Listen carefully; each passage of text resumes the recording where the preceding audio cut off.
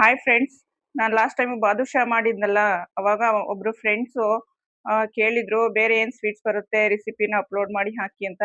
ನನಗೆ ಟೈಮ್ ಇರಲಿಲ್ಲ, ಅದಕ್ಕೆ ಇವತ್ತು ಶುಕ್ರವಾರ ಆಗಿರೋದ್ರಿಂದ ಇವತ್ತು ಮಾಡ್ತಾ ಇದ್ದೀನಿ ಪಾಯಸನ. ನೋಡಿ, ಸಬ್ಬಕ್ಕಿ ಪಾಯಸ ಇದು. ಮೊದಲು ಸಬ್ಬಕ್ಕಿನ ಒಂದು ಬೌಲ್ಗೆ ಹಾಕಿ ನೆನೆಯಕ್ಕೆ ಇಟ್ಕೋಬೇಕು. ನೆಕ್ಸ್ಟ್ ಒಂದು ಬೌಲಲ್ಲಿ ಹಾಲು ಕಾಯಿಸಿಡಬೇಕು. ಅದಕ್ಕೆ ಬೇಕಾಗಿರೋಂತಹ ದ್ರಾಕ್ಷಿ, ಗೋಡಂಬಿ, ಪಿಸ್ತಾ, ಬಾದಾಮಿ, ಲವಂಗ ಮತ್ತೆ ಶಾವಿಗೆ ಇಷ್ಟು ರೆಡಿ ಮಾಡಿ ಇಟ್ಕೋಬೇಕು.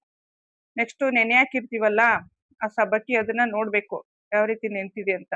20 ನಿಮಿಷ ಮುಂಚೆ ನೆನೆಸಿದ್ರೆ ಈ ರೀತಿ ಆಗಿರುತ್ತೆ. ನೆಕ್ಸ್ಟ್ ಕುದಿತಾ ಇರೋ ಹಾಲ್ಗೆ ಸಬ್ಬಕ್ಕಿನ ಹಾಕಿದ್ದೀನಿ. 1/2 ಅವರ್ ಆಗಿದೆ ಸಬ್ಬಕ್ಕಿ ನೆಂದು. ಚೆನ್ನಾಗಿ ನೆಂದ್ರೆ ಪಾಯಸ ಚೆನ್ನಾಗಿ ಬರುತ್ತೆ. ನೋಡಿ, ಈ ರೀತಿ ತಿರುಗ್ಬೇಕು, ಇಲ್ಲಾಂದ್ರೆ ಗಂಟಾಗ್ಬಿಡುತ್ತೆ. ತಿರುಗ್ತಾ ಇರಬೇಕು.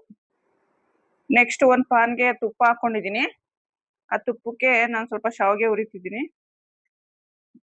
ಆವಾಗಲೇ ರೆಡಿ ಮಾಡಿ ಇಟ್ಕೊಂಡಿದ್ನಲ್ಲ, ಲವಂಗ, ದ್ರಾಕ್ಷಿ, ಗೋಡಂಬಿ, ಬಾದಾಮಿ, ಅದನ್ನ ಸ್ವಲ್ಪ ಅರ್ಧಂಬರ್ಧ ಪೌಡ್ರ್ ಮಾಡ್ಕೊಂಡಿರೋ ಅಂಥದ್ದು, ಅದನ್ನ ಹಾಕ್ತಿದ್ದೀನಿ. ನೋಡಿ, ಸ್ವಲ್ಪ ಬ್ರೌನ್ ಆಗೋ ಹಂಗೆ ಹುರ್ಕೊಂಡ್ರೆ ಸಾಕು.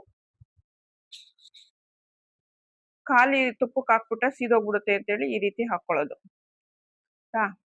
ನೋಡಿ, ಈ ರೀತಿ ಹುರ್ಕೊಬೇಕು ಎಲ್ಲ. ನೆಕ್ಸ್ಟು ನಾವು ಆಲ್ರೆಡಿ ಕಾಯಿಸಿಟ್ಕೊಂಡಿರ್ತೀವಲ್ಲ ಹಾಲು ಮತ್ತೆ ಸಬ್ಬಕ್ಕಿ, ಅದನ್ನ ಇದಕ್ಕೆ ಹಾಕಬೇಕು. ಮಿಕ್ಸ್ ಮಾಡಿ ಚೆನ್ನಾಗಿ ಇದು ಗಂಟಾಗದೆ ಇರೋ ಥರ ಇದೊಂದು ಸ್ವಲ್ಪ ಹೊತ್ತು ಕುದಿಸ್ಬೇಕು. ಸಕ್ಕರೆ ಹಾಕ್ತಾ ಇದ್ದೀನಿ. ಸಕ್ಕರೆ ಲಾಸ್ಟಲ್ಲಿ ಹಾಕೊಂಡ್ರೆ ಚೆನ್ನಾಗಿರುತ್ತೆ.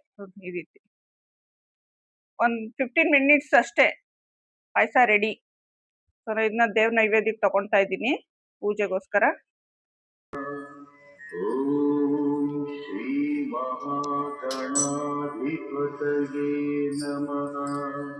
ನೀವು ಇದೇ ರೀತಿ ಮನೇಲಿ ಟ್ರೈ ಮಾಡಿ, ಪಾಯಸ ಹೇಗಿದೆ ಅಂತ ತಿಂದ್ಬಿಟ್ಟು ಆಮೇಲೆ ಕಮೆಂಟ್ ಮಾಡಿ. Thank you.